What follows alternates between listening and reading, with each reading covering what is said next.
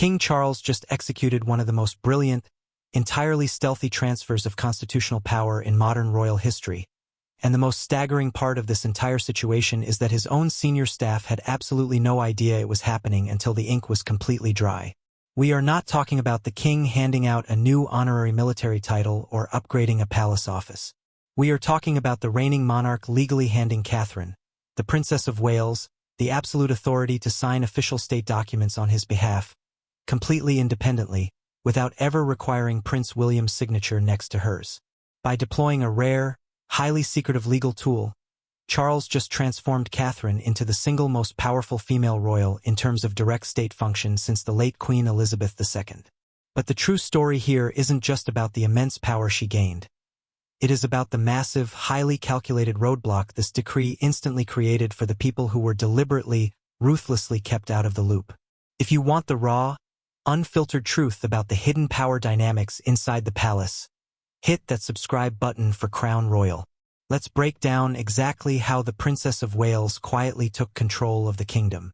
The highly classified paperwork landed in the middle of May, and it completely bypassed the standard, heavily monitored red boxes and traditional palace courier routes. It was delivered directly from the king's private, inner-circle office straight to Catherine's desk at Adelaide Cottage. Charles utilized a powerful, incredibly obscure legal mechanism known as a letters patent. This is an ancient sovereign tool that allows the monarch to grant specific, sweeping powers without dragging the British Parliament into a messy, highly public and televised debate. The decree officially appointed Catherine to a highly exclusive executive council, granting her the independent legal weight to sign binding state papers. When the traditionalist courtiers at Buckingham Palace, men who have spent their entire lives rigidly controlling the flow of royal information, finally discovered this massive breach of protocol 24 hours later, an absolute, unmitigated panic set in. The hallowed halls of the palace were essentially turned upside down. Senior aides, who pride themselves on being the ultimate gatekeepers of the monarchy, were absolutely furious that they were kept entirely in the dark. The sheer disrespect shown to the established order was unprecedented. One high-ranking, veteran courtier allegedly threatened to resign on the spot, screaming about the deliberate bypassing of the chain of command and the dangerous precedent it set. But Charles coldly ignored the bureaucratic temper tantrums echoing through the corridors. The signatures were already secured on the page, the heavy iron door of the royal safe was locked, and the entire balance of power was permanently shifted without a single press conference, leaked memo, or public announcement. It was a masterclass in executive dominance, proving that when the king wants something done, the old guard is entirely powerless to stop it. UK Constitutional Law Association. But why did King Charles execute this unprecedented maneuver with such extreme urgency and blinding secrecy? The brutal, unavoidable reality lies directly in the king's heavily guarded medical calendar.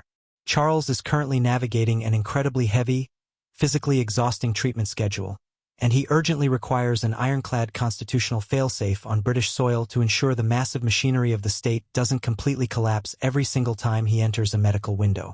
Historically, that entire crushing burden would fall directly to the Prince of Wales. But Prince William is already stretched incredibly thin. He is single-handedly managing the massive billion-dollar Duchy of Cornwall, aggressively attending high-stakes foreign diplomatic summits, and desperately trying to anchor his own young family through a year of unprecedented turmoil. The king realized with crystal clarity that his son needed a powerful, legally authorized co-pilot, not a heavier anchor dragging him down. He looked directly at Catherine, a woman who has spent over a decade flawlessly navigating the treacherous palace system, earning the absolute, unwavering trust of the British public, and most importantly, earning the absolute trust of the monarch himself. By granting her independent sovereign authority, Charles brilliantly secured the stability of the firm, completely bypassing the need to trigger a full, messy, and highly controversial regency. However, this flawless, silent internal transition sent absolute shockwaves across the Atlantic Ocean, crashing directly into a sprawling, multi-million-dollar villa in Montecito, California. While Catherine was calmly settling into her new constitutional reality in Windsor, a completely different set of highly paid, frantic lawyers began tearing through the fine print of the king's new decree. The Sussex legal team, constantly on the hunt for any institutional slight, quickly discovered a highly specific, totally fatal clause buried deep on page 4 of the extensive document. The decree explicitly, legally codified that any councillor of state must maintain a primary, permanent physical residence within the borders of the United Kingdom in order to exercise any independent signing powers. If a royal chooses to live abroad, their constitutional authority automatically and irreversibly enters a state of permanent, unbreakable suspension. This single, brilliant legal maneuver completely, ruthlessly neutralized Prince Harry's theoretical fallback plan to ever wield royal influence again. The new rule doesn't loudly or aggressively strip his remaining titles, creating a media circus. Nor does it require a messy, highly publicized parliamentary vote to officially remove him from the line of succession. Instead, it just quietly, permanently changes the locks on the doors of power. The king used a simple, undeniable bureaucratic padlock to ensure that Harry's status as a councillor of state is now a completely empty, functionally useless title. The Sussexes are officially, constitutionally locked out of the governance of the firm forever, left holding a meaningless piece of paper while the actual power remains firmly in London. But if you think King Charles acted purely out of modern, logistical necessity, you are completely missing the deepest, most emotional, and highly guarded layer of this entire saga. Long before Catherine officially took up the heavy pen of state, the king allegedly granted her exclusive access to the highly restricted royal archives at Windsor.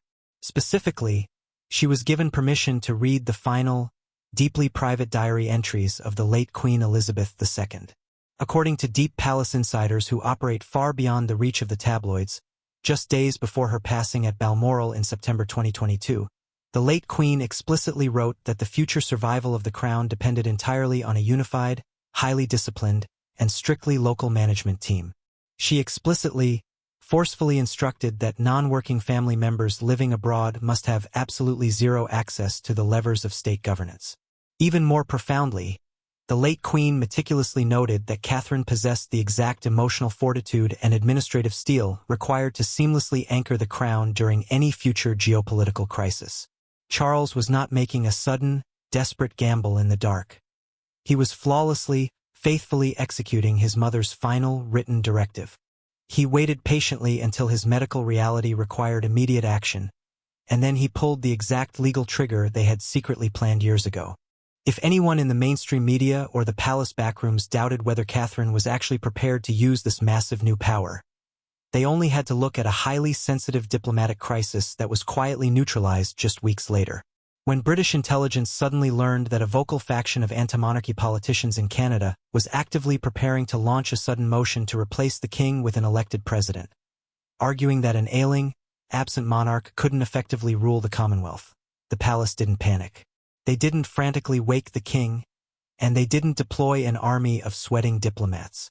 Instead, Catherine calmly sat at her polished mahogany desk at Adelaide Cottage and utilized her new, unchecked independent authority to sign a special, highly expedited royal proclamation. The highly classified document instantly granted the Governor-General of Canada full, unchallengeable proxy royal powers for the upcoming political summit. This wasn't just a simple signature. It was a devastating tactical strike.